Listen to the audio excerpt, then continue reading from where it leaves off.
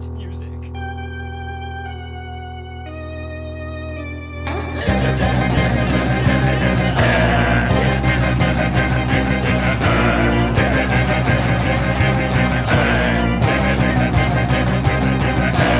Party's not a party's a man who fights crime, and we're gonna watch him fight for a minute at a time with John and Niall and a guest who just rhyme with Bat Minute!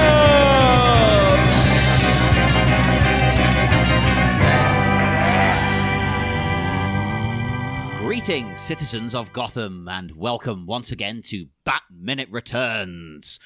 I forgot to write an intro for this one, so you're going to just get me fumbling my way through everything. I am one of your hosts, John Parker. I am the other host, Niall McGowan. Hello. Hey, how's it going? Well, we're back, baby. Niall, I know I say this all the time, but we're joined by a very special guest. Get out of town. No way. But this is a very special guest. We have... let's say the king of podcasting. We're going to go with it. Okay. The duel-master general himself. It is Scott Carelli. Thanks, guys. You surely are the king by now. Come on, how many shows are you on? Well, a few, but you know, I don't know. None of them are big enough, I think, to warrant that title. I was disappointed for a second. I thought, is Mark Maron gonna come on the show? I didn't know. What the hell? Yeah. John, a special surprise. He's on next week. Shush. Oh, right. Don't let everyone know. You know what? We should just tweet him anyway, even though he would be like, "Who are these nerds? Get away from me." Well, you never know. But anyway, hello, everybody. This is minute 97 of Batman Returns. The minute starts with some very sexy, sensual dancing, and it ends with a gun. Oh my God. That's a pretty sexy gun, too, but we'll get to that. Well, we'll get to that in due time. We will get there. But yeah, I think actually, Scott, I believe, because I know you're quite the fan of this movie, and I know for Spider-Man Minute, you guys did a special episode all about Batman Returns. So, Yeah. But I believe you mentioned that this is your favorite scene of the movie at one point. Yes, it is, actually. I was really good. I was worried there for a second. You might be like, "No, I never said that." I'm like, oh crap. Yeah, no. It actually, it definitely is. No, I mean, this is my favorite Batman movie, and I watch it multiple times a year, usually around Christmas time because it's a great Christmas movie. Hell yeah. I love this scene in particular. I mean, I'm sure you guys already brought this up last week when the scene started, but just like the detail of like this being a masquerade party and everyone's wearing masks except for the two people who wear masks usually. Yeah. That's such an amazing detail. And you know, I bring this up a lot on Spider-Man Minute because I think the Spider-Man films, the Sam Raimi Spider-Man films, and I guess to a much lesser extent, the Amazing Spider-Man movies, it's kind of the last time that like romance has been, like a capital R romance has been a part of superhero films. Like none of the MCU films really do any kind of focus on romance, because even the most romantic one that I can think of, which is probably like, I don't know, Thor stumbles through it, has a really good kiss between the two of them, but it like stumbles through their romance. Like it doesn't really make a lot of sense. And then the most romantic one is probably, Captain America and Peggy Carter, but then like it's unrequited. So it's like a tragic romance. So it's not that capital R romantic the way that this movie is, and this relationship is in this. It's just amazing. And like, I wish that superhero movies could get back to this point where they have that balance between action and personal drama and romance. And I don't think they're there. I think they're very much focused on like, what's the next action set piece a lot of the time. And they don't focus enough on moments like this, which I think is iconic. I mean, the iconic part of this is on Wednesday's Minute, but this is just I love this. Like, we've got 2 full minutes of them slow dancing and talking. And that'd be unheard of now. Oh yeah, absolutely, absolutely. And I think it's fantastic. I think that it's sort of everything I love about this movie and these takes on these characters kind of all boiled down into 3 minutes. It's fantastic. I love this scene so much, and I miss this kind of movie because it just doesn't get made anymore. And I know a lot of people probably, especially some Batman fans would scoff at that. Usually the ones who prefer the Dark Knight trilogy would scoff at the idea that this is the best Batman movie. But it's the one that embraces everything that Batman is, because there's even a bit of a detective story. It's not him at a crime scene figuring stuff out, but he does have clues that he has to follow and all of that. He investigates. He investigates a little bit. Yeah, Back exactly. That microfiche machine. Right. It's mostly from his office, but he's doing it. And I think it's fantastic. I love everything about this movie. I don't even think it's particularly dated. The CD scratching aside, there's nothing else in this movie that's dated, and that's amazing. It looks like it could have been made yesterday, and that's amazing to me. No, that is one of the best bits, actually. Nothing is dated. I will give you that CD scratch. That is ridiculous. That's the only thing in the movie I don't like. Right. But we can forgive it one thing.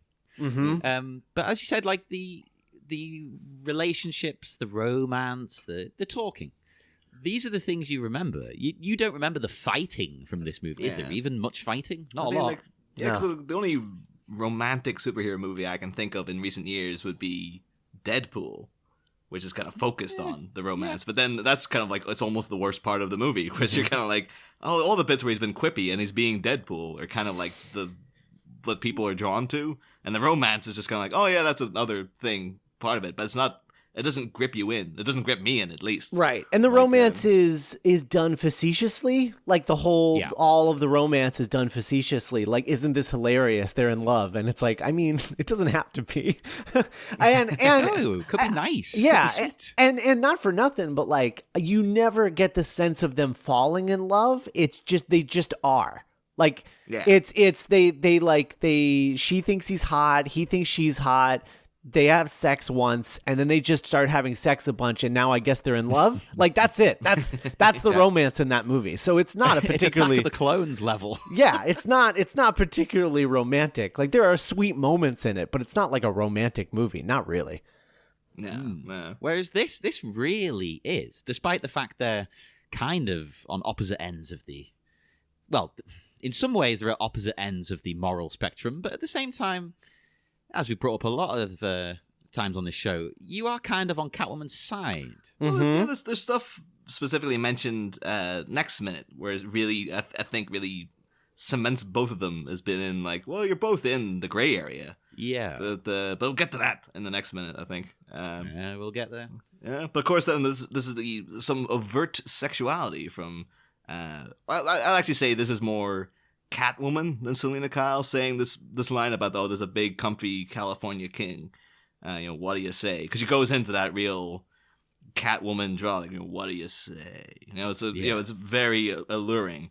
And throughout these next few minutes, we've noticed it a bit before, but there's a constant shift between what I'd say is Selina Kyle's voice and Catwoman's voice, and the sort of the spectrum. With you being here, Scott, you of course kind of saw something like this in Willem Dafoe's Green Goblin in Spider-Man, but this is much more subtly done, whereas that would literally have him talking to the mirror and stuff like that. Right.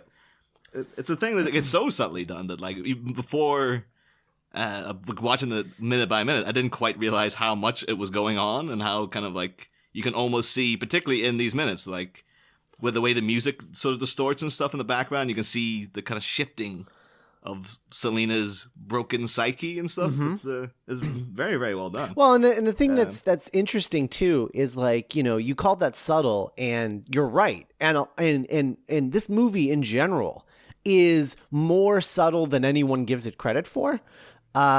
Because like I think people get distracted by Tim Burton being Tim Burton, and he's not a particularly subtle director. Like he kind of puts his personality on Front Street with all of his movies, and you kind of just get the sense that, you know, he's Tim Burton. And I think it's easy to be distracted by all of that Tim Burton-ness and not see how good of a script this is and how subtle things like that are and how good these performances are. I mean, is there another movie that Tim Burton has ever made with this large of a collection of great performances? Because I don't think there are. You know, there are movies that he's done that have good performances in them, but they're not where like everything is firing on all cylinders the way that this is. Yeah, it tends to be like the lead character, maybe one or two others, and then everyone else kind of doesn't matter. They fall by the wayside. Right. But in this, everybody's perfect. Yeah, completely. It's even the fact we've brought up before that there's essentially kind of 4 main characters, but even, you know, they didn't even have room in the poster for Max Shrek, but he's still a lead character. Like they're all battling in for screen time. But well, as we said though, that's because Tim he wasn't really interested in that plot, was he? No, he was kind of made to put that in. I was like, oh, you can put a funny wig on him, Tim. Like, all right, now I'm a little bit interested. Give him crazy suits. Well, although talking about like putting things on people's heads, you yourself might be very interested, Scott. Like, we covered obviously in the first season quite a bit, and you know multiple times in this season as well. That whereas nowadays you have Easter eggs galore in your comic book movies, the early Batman films not so much interested in it. You got a few, but not many blatant ones. But there's a pretty blatant one happening right behind Selina and Bruce here at the minute, where you can see a partygoer is wearing the original helmet worn by the Flash, the old school original Flash, Jay Garrick from way back in the day. He's got the helmet with the wings and stuff. Also dancing next to someone in a red hood. Don't think that would be an allusion to the Red Hood, but you never know. You never know. If it was someone else's movie, perhaps, but no. Tim Burton doesn't know what that is.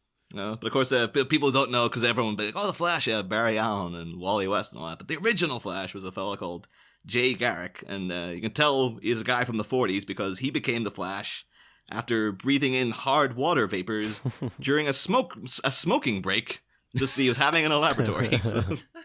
As you do. Not many superhero films now, but like, oh yeah, I went for a smoke, and oh my god, I turned into a superhero, apparently. Making every kid around the world take up smoking overnight. But this helmet, though, is also, it's kind of, I want to think that this was all deliberate, because it ties in so well. Because, you know, when they created that version of the Flash, the helmet was based on the Roman god Mercury. And to the Romans, Mercury was the god of financial gain, commerce, luck, trickery, and thieves, which is all going on with these people. They're in the Gotham's elite, and he's dancing next to someone who is a trickster and a thief. But then also to the Greeks, the Mercury was a bridge keeper between the upper and the lower worlds. And you got Bruce Wayne here, a guy from the high class, and you got Selina Kyle, a person from the low class, and they're dancing together next to a person with the helmet of a bridge keeper between the upper and lower worlds. My God, you went deep on this one. Holy crap. Yeah. But again, I would love to think Tim Burton planned out all of that. But I wouldn't be surprised if I met him and said that to him, and he'd be like, "That's the helmet from the Flash? I didn't know that." I would. My guess is that no one put that in there as an Easter egg for Jay Garrick. They probably put that in there as an Easter egg for all that mythology stuff that you just talked about, and it probably wasn't Tim. It was probably just like some costume designer or prop person or whatever. Because like all of those people, like they really, because they're so laser focused on like their one aspect of the job, they think about details like that. So I wouldn't be surprised if they did think of all of that, and that's why it's there. Yeah, but you're right. But you're probably right. So. Tim Burton would have no idea. Yeah. No, he wouldn't care, even if you told him. He'd be like, so what? Although I always use this as an opportunity to do a little house cleaning of something we neglected to mention earlier in the relevant scene. But something I do think Tim Burton would have been aware of, and I think is kind of maybe mirrored in this scene, because this, the two of them dancing, circling, this circular dance they're doing, like talking to each other. It's kind of a little bit like what the Penguin and Catwoman were doing earlier around the birdcage and stuff, where they were kind of circling each other and talking things over. And but we didn't mention it at the time because I think those episodes that was when Neil and George were on from Mogwai Minute, and we were just talking about everything else but that shot in that scene was designed to mirror the end of the James Whale Frankenstein, where Frankenstein confronts the monster and they're inside the windmill. There's a giant wheel between them and they're kind of circling each other and looking through the wheel, and it's identical shots to Selina and Oswald having their tete-a-tetes in that scene. And I think that you could try to read into that as being like, well, Selina Kyle is kind of like a kind of Bride of Frankenstein-esque character, or just a Frankenstein's monster kind of character, where she was killed and brought back, and the thing is together if you use her suit literally. Yeah, exactly. But of course, it would have worked better had it been she was talking to Max Schreck in that scene, because then it would have been direct parallel. Like, who was the monster who made her? It wasn't the Penguin, but you could say that the Penguin at that point is a guy. He's from the upper crust. And he's trying to attain a position within the patriarchy, so you could look at it that way if you wanted to. But it's not quite 1-to-1, but it's good. I like it. I definitely like the allusions to her being like Bride of Frankenstein, whatever. Like, I like that a lot. Yeah. We had a lot of that in the first movie, though. Again, with the Joker, we kept talking about him being there's a lot of Frankenstein-esque materials around him. There's a bunch of stuff in this movie where the mise en scène and stuff is kind of directing you more to think that, like, instead of the Penguin being your new Joker, it's Catwoman, because there's been a lot of subtle parallels between, the Joker had all these sort of visual clues and stuff about him, and now they're applied to Catwoman, who is much more the Joker is a flat out villain. She's not. She's much more gray character. Well, what I think is interesting about the comparison between the two films is, like, the Joker is both the villain of the film and the antagonist. Like, he's the one who is changing Bruce in that film, like, specifically, him coming to terms with, like, his parents being killed and all of that. And, and all of that stuff is stuff that I'm not particularly fond of in that movie, but it is a thing that is happening in that movie. Whereas in this film, the Penguin is definitely the villain of the movie, but Catwoman is the antagonist. So that's how they sort of split the two things. Like, Catwoman is the one putting Batman through the ringer. Penguin is the villain, but he's really just more of an obstacle than anything else. Nuisance. Yeah, right. Yeah, there's a constant, like, every time Bruce has to go back to deal with the Penguin, it's like, this guy again. Yeah. Like, it's just... and they do a similar, they kind of do a similar structure with the two villain thing in Batman Forever, which is why that movie mostly works. I mean, mostly it holds together as a movie, at least. And then it's a film. Right. And then Batman and Robin, the problem with that movie, I mean, there's lots of problems, but, like, the main thing structurally is that there is no difference between Mr. Freeze and Poison Ivy. Like, those two characters are both villains and antagonists, and so, like, it becomes muddled because you lose track of what the movie's about. The movie loses track of itself, and it's a mess. I mean, the key to having the two villains thing is, I think, splitting them apart, like making one mostly an obstacle and the other one the antagonist.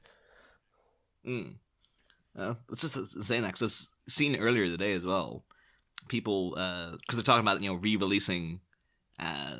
Batman movies. So re-releasing the Dark Knight trilogy because it's Batman's 80th year and stuff. And someone put up a tweet just, re-release Batman Forever, you cowards.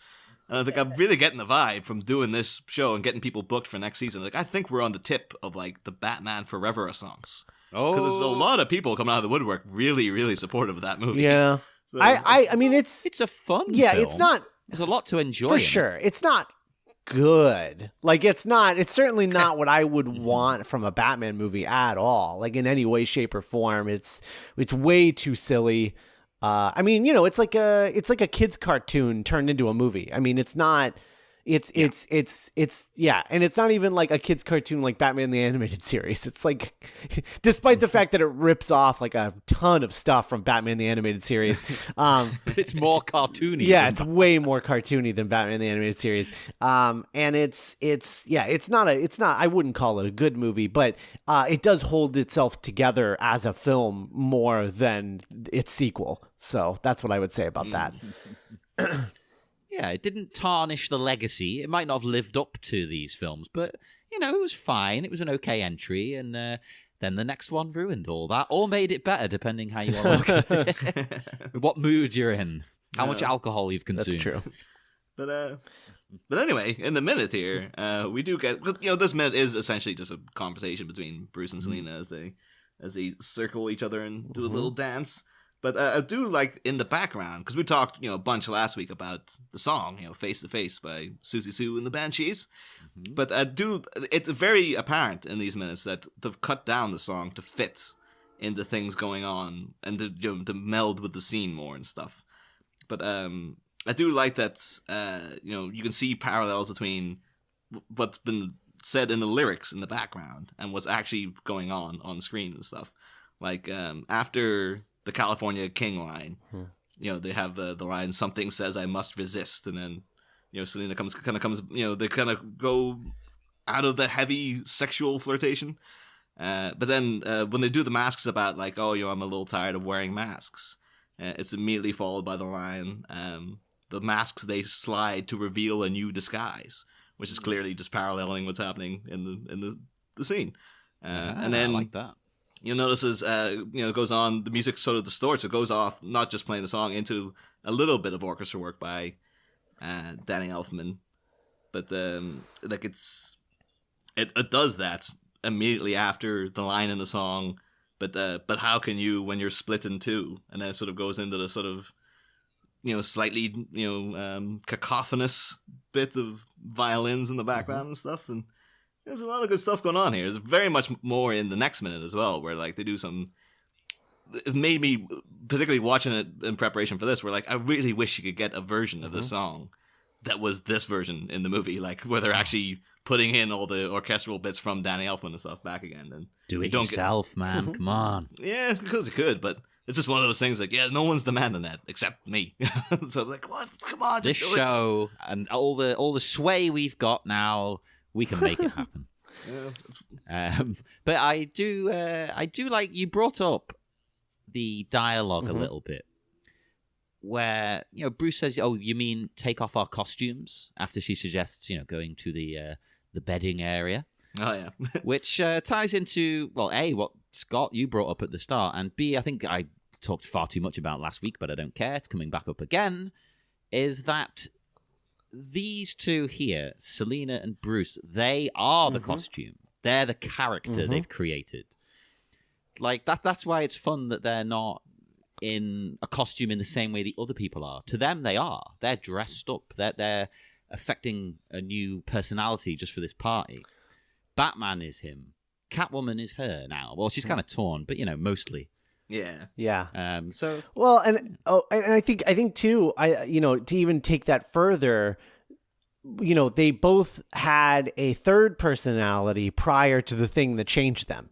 You know, there was the original Bruce Wayne before he watched his parents die, and there was the Selina Kyle before she was pushed out the window. Yeah. And I think that, like, it's amazing how this film, more than any other iteration of Catwoman and Batman, like the Catwoman and Batman in every other iteration is always like, oh, these people are like damaged, and, you know, she's in a gray area and he's technically in a gray area, even though he doesn't think he is.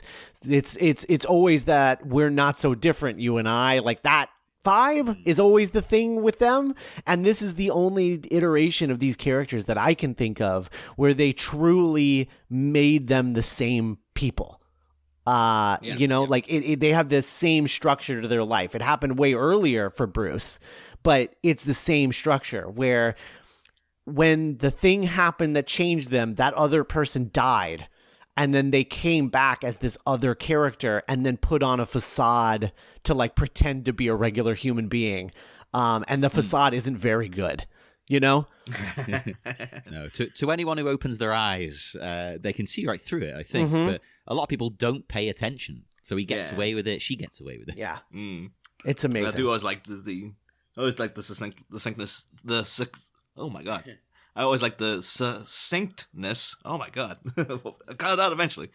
But yeah, you put it simply by being like, oh yeah, Bruce Wayne died in the alleyway with his parents. Selina Kyle died when she fell out that window. In an alley. Even if in an alley. Although that's the question for yourself too, Scott, because we went through with a bunch of people. Do you think she actually physically died in that scene? Or do you think that, like, much like myself, that no, she was just very, very injured and had a psychotic break, whereas the personality of old Selina Kyle is mostly gone. No, but she didn't actually die. No, she didn't. She didn't die any more than Bruce Wayne died. No. She definitely did not die. But she's. It's not supernatural the way that Halle Berry's people seem to believe that it was. Oh God, don't remind me. Although I would. Have you guys talked about the John August Catwoman movie yet? No, not yet. Okay, because we're gonna get to it, but feel free to talk about it. Well, there are bits in this, especially in the next minute, where she's like, I don't know, like spinning around and like looking at the sky, and is like obviously like, I don't know who I am, and it's like this whole thing, and I just think about that pitch that John August had, like that script that he like halfway wrote or whatever for the studio where they were wanting to make a Catwoman movie, and I just like, man, I wanted to see that movie. I think it would have been great. Because wasn't Tim Burton was even supposed to direct it, right? Wasn't that? Oh, yeah. He was lined it up. was it was a full spin-off from this, basically, with most of the people still involved. Yeah, man, that would have been great. Like because he has that thing about like suburban stuff that he just thinks suburbia is like super creepy because he was raised in it and he hated it. And her being in suburbia and sort of becoming that old Selina Kyle again, but then like Catwoman like taking over her nights and her having no memory of that. Like, I don't know. There's just something about that I just think is so cool. And like a really nice sort of metaphor for, you know, Selina and the things that she has been going through and everything. I loved that idea. I would have loved to have seen that movie. Hell yeah, give me that film. Do you think they're gonna make a new Catwoman anytime soon, or is it still tarnished by the previous one? I think they'll get around to it. I don't know that she'll be in the next Batman movie, but I guarantee you she's probably coming down the pike. It's also possible that she won't be in a Batman movie first. Like, I could see the new Catwoman like being in like a Birds of Prey sequel or something like that. Yeah. Like that. I really want, since they're going younger with Batman now, like originally I really wanted, what is her name? Oh man, I always forget her first name. Her last name's Henson, but she's like, she was in, Hidden Figures and, she's in Empire, that show. When it was Ben Affleck, I really wanted her, P. Henson, her first name starts with a T and then it's P. Henson. But anyway, I wanted her to be like Affleck's Catwoman because I thought she would have been like really cool and like age appropriate. But now that they're going younger, I really want the actress who played Darling in Baby Driver because I think she would be excellent. Oh, that would be good. That's an interesting choice. I wouldn't have thought that myself, but yeah. I can see it. I've been having a thing where like, because just during this project now, constantly every young like 20s or 30s age actress, every film I watch now, I'm like, I wonder if she would be a good Catwoman because I've just been thinking about it so much. I went on a real Mia Wasikowska kick the past week or so, where I watched like 3 of her movies like over a couple of days, and I was like, I wonder if she could be, because she does do a lot of very strange kind of off-kilter parts and stuff, and she's a very good actress, but I don't know, she doesn't really kind of have she doesn't have an overt sexuality that I think Catwoman might have. But maybe I've just not seen it yet. Although I did watch her in a movie called Piercing, where she literally played a prostitute. And well, there you go. She wasn't sexy at that, but I do think she would probably be better at like being like an older Batgirl, like an Oracle or something. Oh yeah. I don't know. You never know. Could surprise you. Yeah. But let's see. Going all the way back to what we were talking about, I would have loved to have seen that Catwoman movie, and it sucks that it just evolved into like that piece of crap we got in like the early 2000s. Unfortunately, baffling to me when you trace the progress or lack of to that film. It's like how did that come about from this? I don't know. It's crazy. It's just crazy. I was wondering like when that would have been too, because the idea of like Selina Kyle's personality trying to be like one person, and then at night the Catwoman personality taking over. And one of it would have been weirdly in parallel with like Fight Club, and this would have been like, oh, it's like a female. It could have even predated Fight Club. It's like, oh yeah, whoa, they just went full on like that. Yeah, Catwoman had like groupies and stuff that started hanging out with her, and launched a full on like friggin' campaign of like taking down everything around her and stuff with like Selina Kyle's like the Ed Norton character. That would have been amazing. But oh yeah, I like it. No, for sure. That would have been fantastic, and it certainly would have been better than Fight Club. Oh, are you not a fan? Because I'm not, and everyone makes me feel like an idiot for not liking. Oh no, I am not. It's on a list of movies that I call smart movies for dumb people. Yes. That's and perfect. Fight Club is on that list for sure. Yeah. See now. Oh well, I like Fight Club, Scott. So what the? Everybody always acts like it's the biggest twist in the world. Oh my God, he wasn't there. Spoilers. I'm not going to say any more. But it's like that. That doesn't make it intelligent. I don't like the message for half of the film either. It's very weird, and a lot of the fans of the movie tend to be MRAs. People who maybe aren't understanding what message is there and are kind of twisting it somewhat. Very true. That's the thing, though. Actually, I do kind of, particularly in this current climate, though, I would like to see it done. Like, that would be a movie I'd like to see done minute by minute. Just because now you're in an age of, sort of more diversity and calls out for, like, female representation, et cetera, et cetera. And you have a movie about masculinity in crisis where they're coming out with things like, we're a generation of men raised by women. Is another woman really what we need and stuff like that?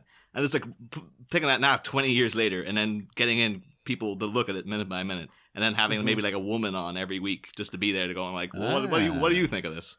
I think it'll be an interesting project. I think, but I mean, it would have to be from the right people, and it would get a lot of 1-star reviews from people who wanted another thing. They like they would want you to just like slobber all over it, and doing anything less than that, I think, would cause you to get a lot of 1-star reviews as a result. Hell yeah! Don't you get it? Damn it! Yeah, it's art. It's perfection. The what would Tyler Durden do people? Where it's like, you do know Tyler Durden's the villain, right? Like he is. He's not supposed to be like a good guy. But yeah, no, I mean, it's the same people who think Joker is the hero of Dark Knight. Yes, fantastic character, but you're not supposed to look up to him. You're right. Right. But anyway, that's the thing, actually, though, in talking about people who are like kind of blatantly off kilter, because we have the little bit of conversation with Bruce and Selina where he admits that he came to the party hoping she would be there. He came there for her, and she's like, "Oh, that's lovely. I wish I could say the same, but I'm here for Max." And then he's like, "Oh, but you and Max?" And it's like, "Well, we've gone through it. Like, is Chris Walken hot or not? Maybe then he'd be like, tell me this. You think Max Schreck is hot?" And then like, I've been talking about it with all my friends. And it's just been him and Alfred down the cave talking about, like, what do you think of this guy, Alfred? But, you asked me that when the Joker was around last year, too, sir. But Christopher Walken he's a good-looking guy. I could see them hooking up. You never know. But that's the thing. Then she goes into like this real hysterical laugh because again, she is kind of all over the place, and she does not appear anywhere near as stable as she did earlier in the movie. As she's sort of doing this like proper guffawing laugh, Bruce is giving her a look of like, what is going on here? Like he's a bit phased by like, this woman's really kind of crazy. Like, and it's so bizarre that like most people might see this and be like, okay, well, I'll see ya, and just walk away. But Bruce, he's in for the long haul here. He's like, well, I guess I'm pretty weird too, so maybe I don't do these weird laughs and stuff. But Well, I think the thing that's really interesting about this bit, especially from Selina's perspective, is that, in many ways, when OG Selina Kyle died, we sort of got to know her very well, and we got to know the things that she wanted out of life. Like, she wanted to be successful, she wanted to have a boyfriend, and all of this life that she wasn't getting yet. I mean, she's just such a loser being a single secretary at like 24. God, That's our lives now. yeah, God. Sometimes you look back on these things and you're like, oh man, that's wow. Different times. Yeah. But she now has everything that Selina wanted, right? But the new Selina, Catwoman, wants revenge for what this guy did to that other Selina. But she's at this war with herself, because she's like, but if I do that, if I get revenge, I'm going to lose all of the things that I've wanted, that my other Selina wanted this entire time, and I think that's part of why the comfy king mattress or whatever comes up, is because she's like, it's meant to be like, okay, I'm going to give her this. I'm going to let her have this night with this guy if he goes for it, But like, that's because I know that I'm going to kill this guy, and I'm either going to die or I'm going to go to prison. I'm not going to get that anymore. So, it's just this interesting thing where she's having this like internal dialogue with herself that we're not hearing. We're just seeing like the outward expression of it. And I think that's just really, really good writing. That's the best part, I think, that it's not, as you said earlier, actually, Niall, it's quite subtle, which is not what you think of when you think of this movie, but it really is. They convey it without making it obvious, unlike in the aforementioned drafts that we've brought up on numerous episodes. In those drafts, most of them, they just come out and tell you everything that's on everybody's mind. They'll have a full 10-minute long monologue. But this is much better, the pared down version that we get in the final product. It's like because the thing we've said several times about like the drafts do have that vibe of like, get everything down and then we'll cut it all out later.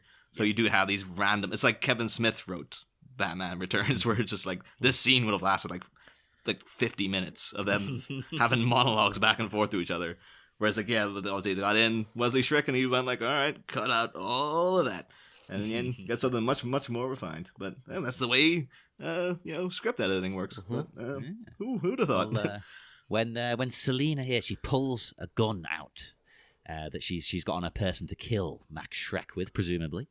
I decided, first time in a while, I did this a lot last season. First time in a while, I decided to look up what the gun is. Oh.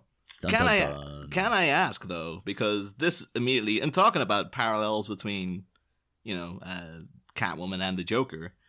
I don't know if you can verify this, if they had it in, the information was there, but this reminded me of the little Derringer one-shot that the Joker had that he shot Bruce Wayne with. Do you know if it's the same gun? It is not. No. That would have been great. I don't know why they didn't do that, other than they genuinely didn't remember. But no, as you said, it is a Derringer. It's a Derringer Model 1. All of this means nothing to me. I'm English. Guns all, I don't know, they're weird to me. They all look the same. But it is an over and under pistol, which I don't know. But it has been wielded in a very strange collection of movies and by a wide variety of people. Charles Bronson uses it in Assassination. Ooh. And Don Johnson in The Hot Spot. Oh, almost Harvey Dent Don Johnson. Almost indeed. But then things go a little bit off the rails because you do get it being held by Patrick Dempsey in Scream 3. Oh. Yes. And it pops up in Tremors 4, The Legend Begins. Ooh. Because everything begins at number 4. Yeah, that's true. It's a It either sensible begins title. or it ends, and then they have another one. It begun in Psycho 4 is also the beginning, so... Oh, yeah. Oh, my God. Why did they do that? Come on. Don't number your movie if it's the beginning. Come on. Just don't put the number in. It's also in Looper, weirdly. the most Ooh. recent film it's been featured in. But I was mostly taken by the fact it was in the game Call of Juarez, and it was called A Lady's Gun. Oh, I assume because of the size. Is it because you can keep it in like a handbag, like in your purse? Yeah, I mean, I guess we can verify that by the fact that Selina Kyle is using it here, but Well, yeah, but she's hid it in her. What do you call it? The stocking or the? It's not a slip. I'm not too sure what you refer to. no, it's like a garter, isn't it? It's not actually a stocking. It's just worn around the leg. It's not got like a stocking on it. Well, I do wonder actually, like, because Selina Kyle. I guess maybe did she steal the money to buy it? Because it's a pretty nice dress, and it's a matching garter and everything. I just wonder where she got it from. Because I guess she could have stole it because she is Catwoman. But did Selina have this already? Did it not get trashed with everything else in the apartment? Or like what happened there? Although that's the thing. Also, as well, Bruce had it. I do also wonder as well that she knew, because presumably this is within one of many Shrek's department stores, which, like any homogenized sort of mass entity is probably like the same exact layout in every store. So she might well know that where this big California King is, because like, oh, when I broke in here earlier in the movie and blew up a Shrek's department store, there was a big California King over in bedding and stuff. But anyway. What is? I didn't look this up. What is a California King? Is that a brand? No, of bed? it's a larger king. So it's like a king bed for like celebrities. It's like it's like just this massive king bed. I think if I'm not mistaken, I think it's a little longer than a regular king bed. So it's like the same width, but it's a little longer. Yeah. That'd be perfect. My feet always hang out the bed. So Niall, buy me this with the podcast money that's coming in. I do have the stats on the California King. Apparently, a king size is 76 inches wide and 80 inches long. California King is 72 wide and 84 long. So yeah, it's the longest but narrower. So I guess there you go. Why make it narrower? Keep the width. Unless you want to enjoy a snuggle and you want to just make sure that there's no other option or something. No one really enjoys a snuggle. You snuggle for a bit and then you separate. Yeah. You roll apart and sleep. Again, like I think I've said it on air before, but much like Digger Styles in The Gilmore Girls, he has a whole thing where he doesn't like sharing beds with people. And I'm like that. I just find sleeping next to people way, way, way too warm. And like, it's just distracting. I can't sleep when there's someone else in the bed. So it's kind of like, I think once, I might be one of those, if I ever were to get married, it might be one of those marriages that are like, yep, separate beds. And you go over one side of the room, I'll be on this other side. And, No, you've got a Tim Burton in it. Burton and Helena have separate houses. Oh no, I want to get out like the white paint and like paint a line down the room and stuff. And just like do proper old school sitcom style. Oh yeah. But anyway, I think that's kind of the end of the action for this minute. So that's everything I've got for this minute. So we will head off into the dark, dark night. Scott, would you like to tell our listeners? I was going to say where to find you. I'm sure they know where to find you. You promote one of your million shows that are all fantastic. Okay, well, we're currently doing Hot Fuzz on Cornetto Minute right now, so you should check that out if you haven't already. We're talking about that classic film Hot Fuzz, and having a lot of fun going through it a minute at a time. It is. It just shifts gears so often that it's been really fun in this format because we're constantly having something new to talk about, and it's been great. So check that out. It's Cornetto Minute. And it is good that you can sort of talk about action movies, cop movies, and horror films all in the one podcast. Absolutely. So you should listen to that, for the greater good. For the greater good. You better do, because otherwise, I'm going to have words to say, because it's a great show and it's a great movie, and, support our fellow, I was going to say fellow Englishmen. Niall doesn't count. My fellow Englishmen, support them by listening to a podcast that's not really connected to them, but is. And come and chat to us on Facebook at the Bat Minute Listeners Cave, and on Twitter at Bat Minute, and give us a review on iTunes. Oh, and also, buy some merchandise. Buy a T-shirt or a mug or a pillow. What else can you buy, Niall? I've forgotten everything. There's loads. There's notebooks. The Shrek draft excluder. That was a new thing we were trying to add last week. We're going to come up with this. We're going to create that, definitely. Let's just make T-shirts of the whole strict draft, just one after another. There'll be like 1,000 T-shirts. I think that's bound to be illegal, though. Just just taking all the right, guy's we'll work edit and put the it on a image. T-shirt and then selling it for profit. What's the problem with that? There's nothing wrong with it. You have to get caught. You have to be big enough to get caught. So look for that coming soon, I'm sure. I'm not joking. Or maybe I am. And join us again on Wednesday for more Bat Minute Returns. Next time. What's the plan? Right. We take the car, go over to Mum's, kill Phil, take Mum, head to Liz's. On the way over, we listen to Batman's discussion of how second and sentiments succeed in conceding the shocking secrets of Selina and her suitor, then head to the Winchester for a nice cold pint and wait for all this to blow over. How's that for a slice of fried gold?